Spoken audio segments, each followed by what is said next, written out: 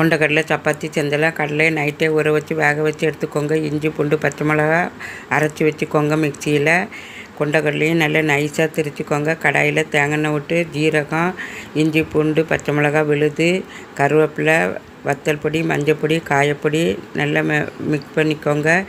இப்போ அரைச்ச கொண்டக்கடலை கலவையும் போட்டு தேவையான அளவு உப்பு போட்டு மல்லி இலை அரை கப்பு போட்டுக்கோங்க.